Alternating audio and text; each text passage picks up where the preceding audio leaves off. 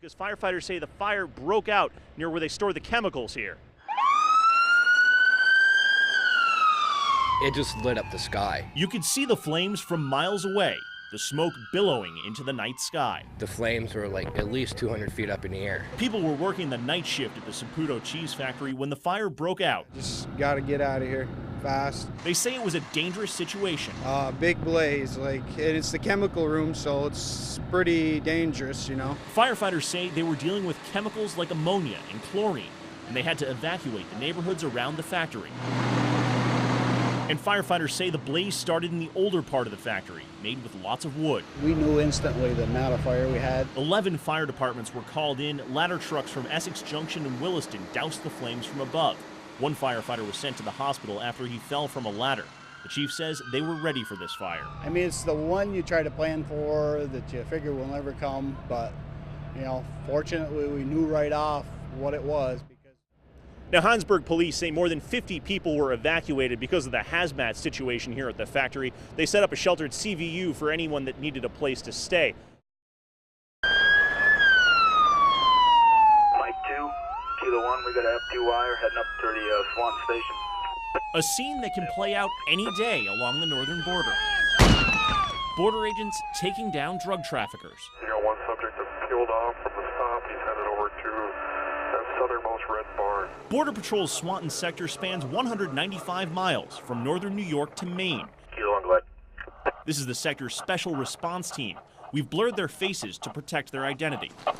Showing's clear. This is just a training exercise, and Border Patrol invited some neighbors who live along the border to come out and watch. We're a lot safer than we appear to be. It is the most informative thing I've seen that they have done on the border in quite some time. Our prime concern is to keep terrorists and terrorist weapons out of this country, and we show the local folks how we do that. And agents say when they're looking for terrorists, sometimes they'll find something else. I want them, my friend. Anybody have eyes on that body that bailed? The agents search for the one who got away. The K-9 has the scent, and a helicopter keeps watch from above.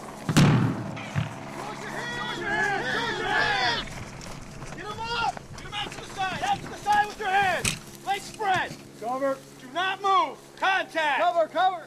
The agents find their bad guy. Suspect in custody will be 13 men here. This time, it was all for show, but they're ready for the real thing.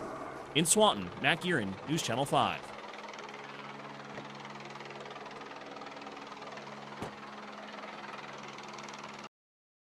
It's kind of a quiet day, but most people are here just trying to see what happens next. I think people are still a little bit stunned and shell-shocked by this whole affair. Rick Carlin covers state politics for the Albany Times-Union. He says reporters from all over the state are following two stories. There's Spitzer's fate, and then Patterson's performance being literally thrown into the role of governor overnight almost. In the Capitol, photographers jockeyed for a glimpse of Lieutenant Governor David Patterson. I am deeply sorry that I did not live up to what was expected of me.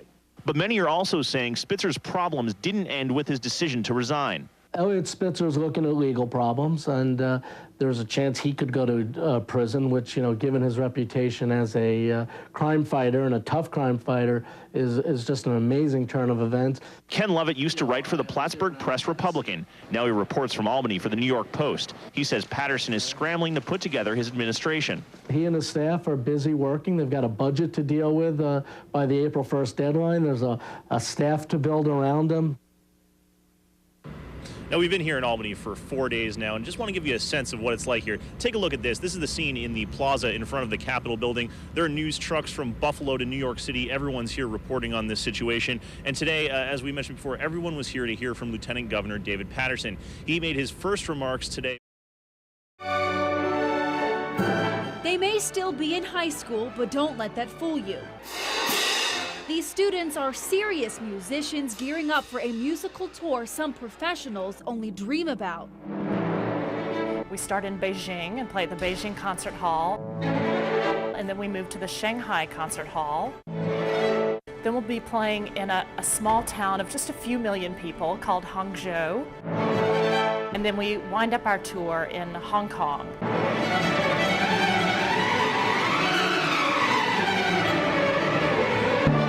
92 musicians from the Vermont Youth Orchestra are heading to China to play 4 major performances in front of thousands. And while you may think that's a feat in and of itself, they'll be playing brand new music they've seen only a handful of times. It was kind of shocking to get new music and know that you have to play it in a whole new country for people that are usually exceptionally good musicians. It was hard for violinist Rebecca Gordon to hide her excitement at rehearsals just days before the group left. Not only am I excited to go to another country, I'm really excited just to be with the orchestra members. They're so much fun and amazing friends, and yeah, they're the 2 best things combined, so music and adventure. Yeah, I'm excited. 18-year-old Ted Calcani says he can't wait to play his trombone on the Great Wall of China and get a taste of the Chinese culture. Traveling to China, I guess try to take in as much as I can and learn.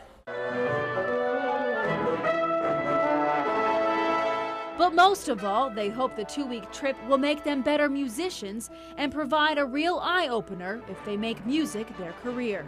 In Colchester, Mia Moran, News Channel 5.